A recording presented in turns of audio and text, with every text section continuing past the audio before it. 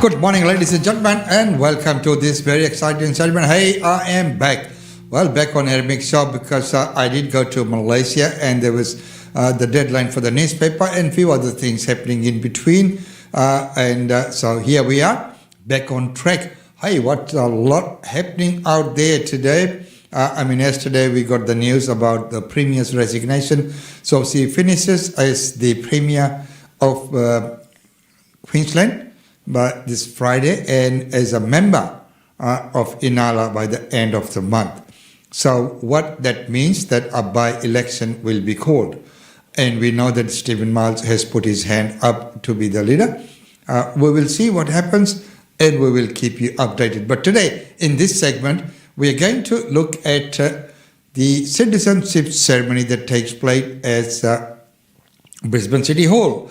Many times you would have seen me and my post and also in the newspaper, the Brisbane Indian Times, that the citizenship ceremonies that take place at Brisbane City Hall. What is it like? Let's take a very quick look first and then we will go into the details.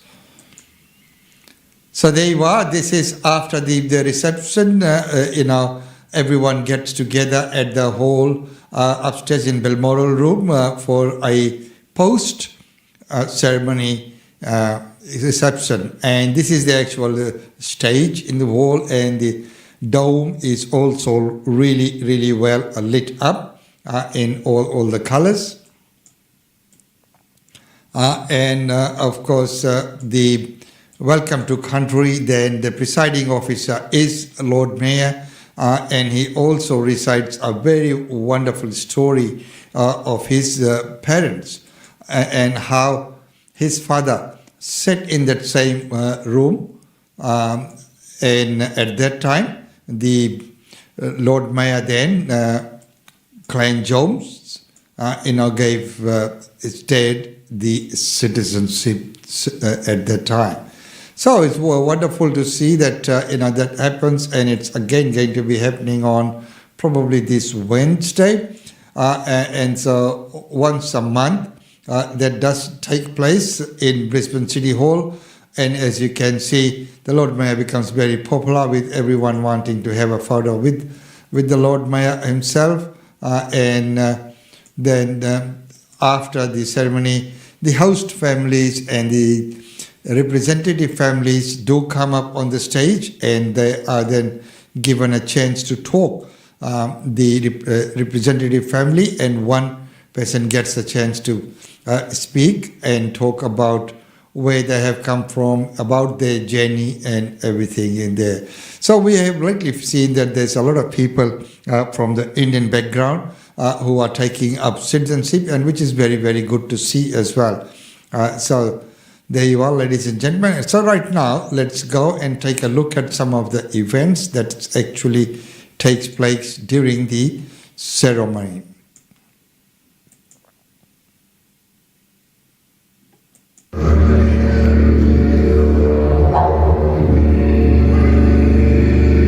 Tribal experience with the welcome ceremony.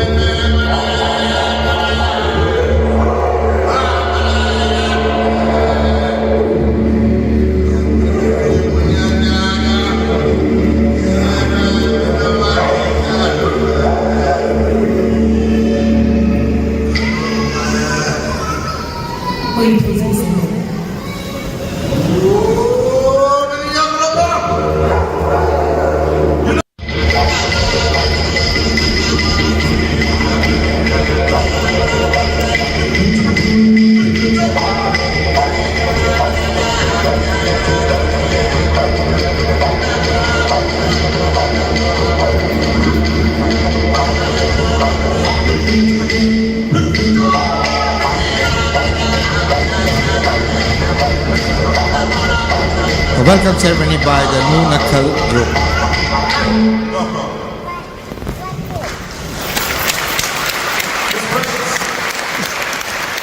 We know it as Meanjin, and the neighbouring tribes call it Meanjin, and it's actually a point in the river just up the end of George Street. where the Parliament House is. But welcome to our land. Our people have been here for over 65,000 years, over 300 different Aboriginal nations speaking that many different languages as well, and governed by that many societies, and still in the modern day, we are still here. This next dance I'd like to do for you is one which we call Yolgara, and Yolgara is Breakfast Creek. Anyone been to Breakfast Creek yet? Anyone been to the Breakfast Creek Hotel? No, not a bad place. You can get a steak, right? You can get a good T-bone steak, or if you want to go large, you get the big tomahawk, and they'll cook it up for you too. But good place for a steak and bit. Well, our tribe live around there, and that's, we call it dreaming. So when we're dreaming, we're not meaning go to sleep or dream about it. We're just meaning that a long, long time ago in the dream time, we had an ancestor that was the Goanna, named after the Goanna. And we have a big dream time story about it as well. This dance, Yalgara, meaning the Goanna, the people, and also the language.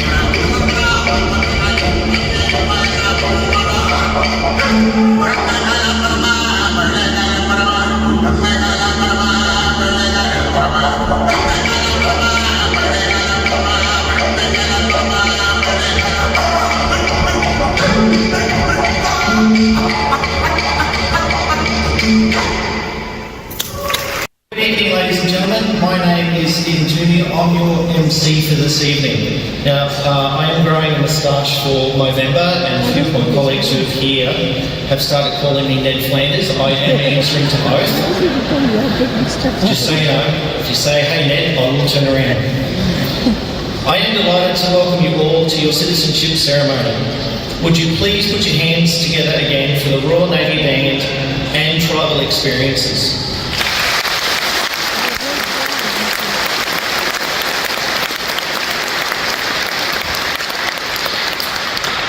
Brisbane City Council acknowledges this country and its traditional custodians.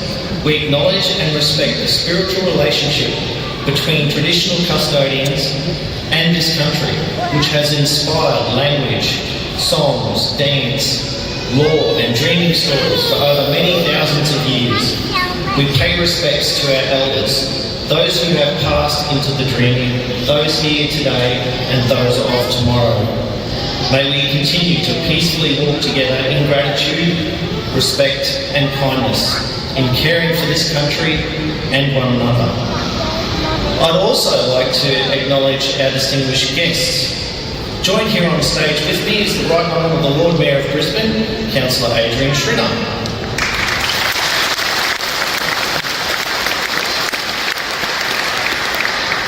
We also have on stage with us Mr David Crisafulli, Leader of the Opposition.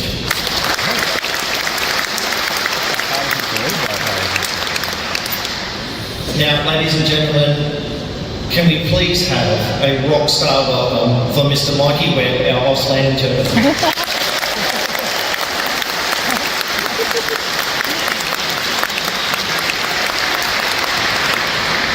I'd also like to acknowledge some other VIP guests. Can I acknowledge Mr. Lance McCullum, MP, Assistant Minister for Energy, Member for Bundamba, representing the Honourable Anastasia Palaszczuk, MP, Premier and Minister for the Olympics and the Paralympics.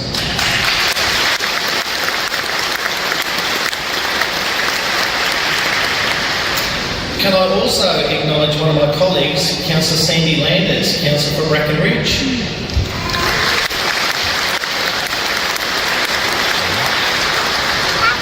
And on behalf of the Defence Force, we have Lieutenant Commander Amy Broads, Royal Australian Navy.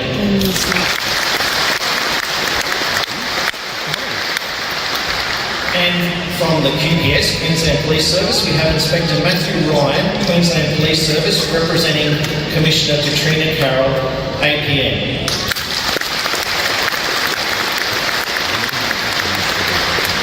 And from Queensland Fire and Emergency, we have Acting Superintendent Tim Clark, representing Acting Commissioner Steve Smith, AFSM.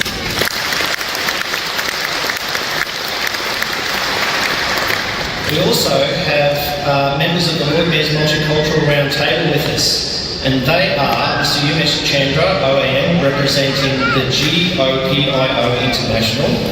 We also have Mr. Mohammed Farak Adam, President of Muslim Business. We have Mr. Huai Hong Chan, Vice President of the Australasian-Malaysian Business Council of Queensland. And we have Mr. Michael Yao, OAM, Hong Kong Association of Queensland.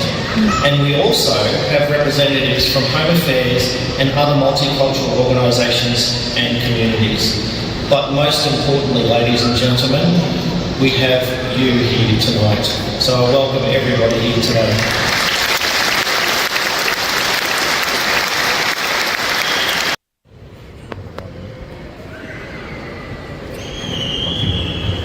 Ladies and gentlemen, how does it feel?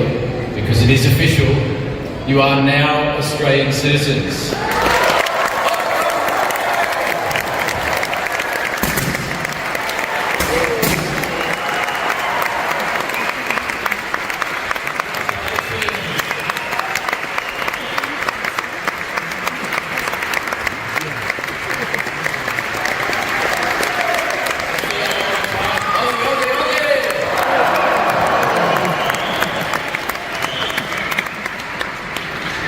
Thank you to everyone. Thank you to our new citizens. You may be seated. Our representative families may be seated, with the exception of Donna, who is going to speak on behalf of the representative families and the new citizens.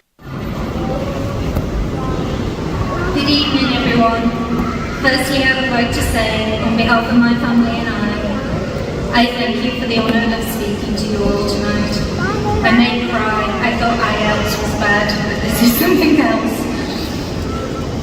Our family's love for Australia began nearly 18 years ago when Tony and I came here for our wedding and honeymoon. It was during this time when we first discussed the possibility of immigrating here. In such a short space of time, Australia had already scored itself onto our hearts with its stunning landscapes, multicultural diversity, and the friendly, easygoing, no worries nature of the people. But before I knew it, we were a young family of 5. It became an annual joke when the cold and dark UK winter set in for me to say, let's move to Australia. And Tony would reply, no, you had your chance. To be fair, our life in the UK was fine, but Australia was like this itch that wouldn't go away. I was so sure that it would provide a happier and healthier future for my family. So I changed tact. Instead of waiting until winter, I casually mentioned it at a summer birthday, and to my surprise, Tony said, okay, let's go for it. Little did I know that the process, just to set foot here, would take us 2.5 years. It definitely wasn't easy. At times I really felt like giving up, but we stayed determined to achieve our goal, and here we are today. I'm forever grateful to my family for taking this leap of faith with me. Our life in Australia so far has been everything I believed it could be.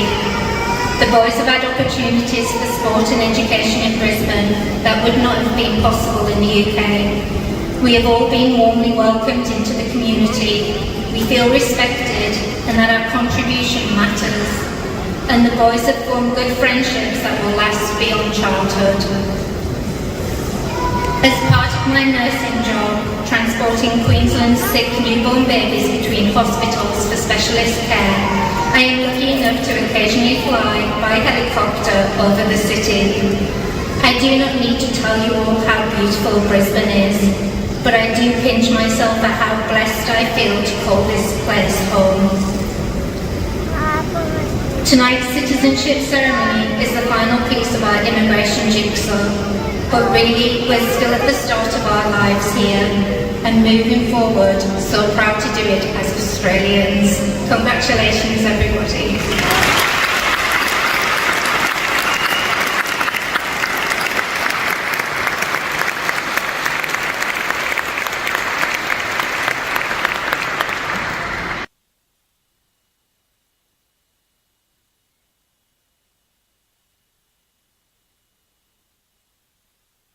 There you are, ladies and gentlemen, and wonderful, as I mentioned before, that it's a beautiful ceremony. About 600 plus people got their citizenship on that night, and that representative family and that speech with them. Well, ladies and gentlemen, that's about all we have for you today, and it's wonderful to be back.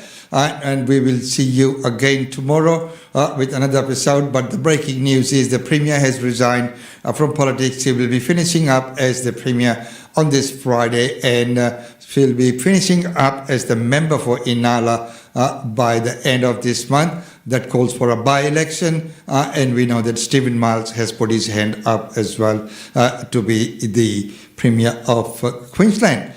We'll see what happens, how it transpires, and we'll keep you all up to date on that. It's wonderful to have your company once again back on the show. And as they say, the show must go on. Until tomorrow, it's goodbye.